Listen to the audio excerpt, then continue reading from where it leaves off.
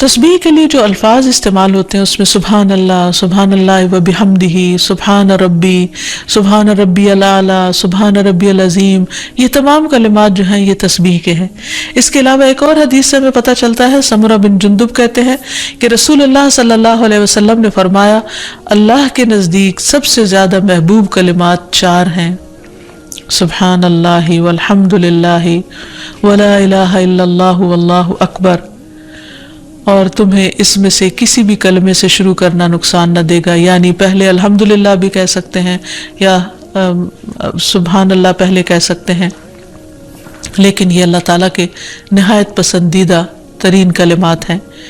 پھر اسی طرح آپ صلی اللہ علیہ وسلم نے یہ بھی فرمایا کہ بے شک تم لوگ اللہ کی عظمت کا جو ذکر کرتے ہو، یعنی تسبیح، تحلیل، تحمید، جو الفاظ بھی کہتے ہو، وہ عرش کے ارد گرد چکر لگاتے ہیں، ان کی ایسی بنبناہٹ ہوتی ہے جیسے شہد کی مکھیوں کی بنبناہٹ، وہ اپنے کہنے والے کا ذکر اللہ کے ہاں کرتے ہیں، کیا تم نہیں چاہتے کہ اللہ کے ہاں تمہارا ذکر ہوتا رہے؟ تو اس سے پتہ چلتا ہے کہ انسان اگر یہ چاہتا ہے کہ اللہ سبحانہ وتعالیٰ کے ہاں اس کا ذکر ہو تو اس کو چاہیے کہ دنیا میں وہ کثرت کے ساتھ تسبیح کرے، کیونکہ تسبیحات کا پڑھنا تمام چیزوں سے بہتر ہے۔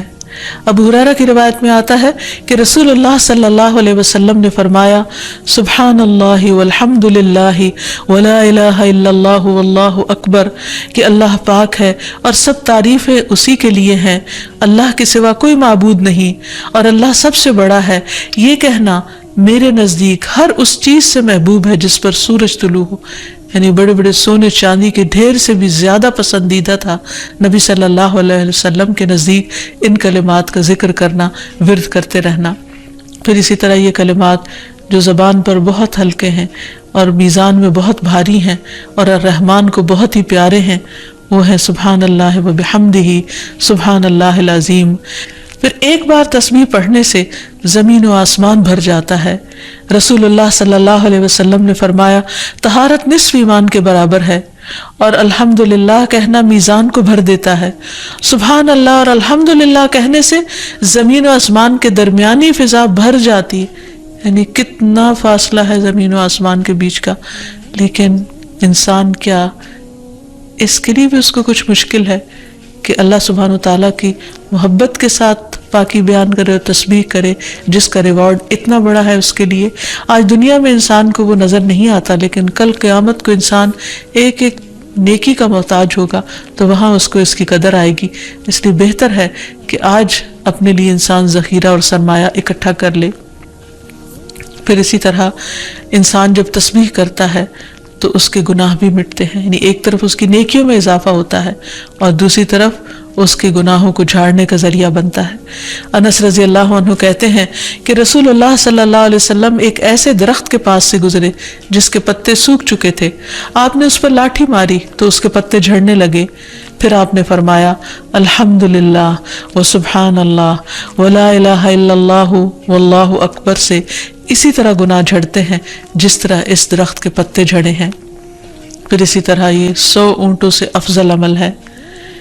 نبی صلی اللہ علیہ وسلم نے فرمایا جس نے سورج طلوع ہونے اور اس کے غروب ہونے سے قبل 100 بار سبحان اللہ کہا تو یہ اس کے لیے 100 اونٹوں سے بہتر ہے، یعنی اتنی بڑی کمائی اور نیکیوں کا اتنا بڑا ذخیرہ ہے۔ پھر اسی طرح تسبیح کے کچھ اور کلمات ہیں کہ جن سے آسمان کے دروازے کھل جاتے ہیں۔ ابن عمر کہتے ہیں کہ ہم رسول اللہ صلی اللہ علیہ وسلم کے ساتھ نماز پڑھ رہے تھے کہ جماعت میں سے ایک آدمی نے کہا اللہ اکبر کبیرہ والحمد للہ کثیرا وسبحان اللہ بکرۃ واصیلا، تو رسول اللہ صلی اللہ علیہ وسلم نے فرمایا اس طرح کے کلمات کہنے والا کون ہے؟ جماعت میں سے ایک آدمی نے عرض کیا اے اللہ کے رسول میں ہوں۔ آپ نے فرمایا کہ مجھے تعجب ہوا کہ اس کے لیے آسمان کے دروازے کھولے گئے۔ ابن عمر فرماتے ہیں کہ میں نے ان کلمات کو پھر کبھی نہیں چھوڑا جب سے اس کے بارے میں نے رسول اللہ صلی اللہ علیہ وسلم کو یہ فرماتے ہوئے سنا، کیا کہ اس شخص کے لیے آسمان کے دروازے کھول دیے گئے، یعنی ان کلمات کے پڑھنے کی وجہ سے۔ پھر تسبیحات کا پڑھنا جنت میں درخت لگانے کا سبب بنتا ہے۔ پھر اسی طرح انسان کے تمام جوڑوں کا صدقہ ہر روز اس پر واجب ہو جاتا ہے، اور یہ تسبیحات اس کے لیے ہر جوڑ سے صدقے کا باعث بنتی ہیں۔ پھر یہ ہے کہ تسبیحات عمر میں اضافے کا ذریعہ بھی بنتی ہیں۔ نبی صلی اللہ علیہ وسلم نے فرمایا، اللہ کے نزدیک اس مومن سے افضل کوئی نہیں جسے حالت اسلام میں لمبی عمر دی گئی ہو، اس کی تسبیح و تکبیر اور تحلیل کی وجہ سے۔ پھر اسی طرح انسان کے لیے یہ تسبیحات محرومی سے بچاؤ کا ذریعہ بھی ہیں۔ رسول اللہ صلی اللہ علیہ وسلم نے فرمایا، کچھ دعائیں ایسی ہیں جن کو 100 مرتبہ پڑھنے والا کبھی محروم نہیں ہوتا۔ سبحان اللہ والحمد للہ ولا الہ الا اللہ واللہ اکبر۔ یعنی جب انسان کو کوئی حاجت ہو، کوئی ضرورت ہو، کوئی مشکل ہو، کوئی پریشانی ہو، تو اللہ سبحانہ وتعالیٰ کا ان الفاظ کے ساتھ ذکر کرنا شروع کر دے، تسبیح کرنا شروع کر دے، کیونکہ یہ باقی رہنے والی نیکیاں ہیں اور دنیا میں بھی انسان کو فائدہ دیتی ہیں اور آخرت میں بھی انسان کے لیے آگ سے بچاؤ کا ذریعہ ہیں۔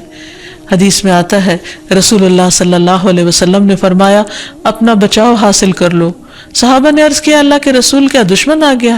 آپ نے فرمایا، نہیں، لیکن جہنم سے تمہارا بچاؤ سبحان اللہ والحمد للہ ولا الہ الا اللہ واللہ اکبر سے ہے، اور یہی کلمات باقیات صالحات ہیں۔ پھر اسی طرح دل کی گھٹن اور سینے کی تنگی کا علاج بھی تسبیح میں ہے۔ پریشانی، ڈر اور خوف کو دور کرنے کا ذریعہ بھی تسبیحات ہیں۔ تو ہر موقع کی مناسبت سے انسان کو تسبیح کرتے رہنا چاہیے۔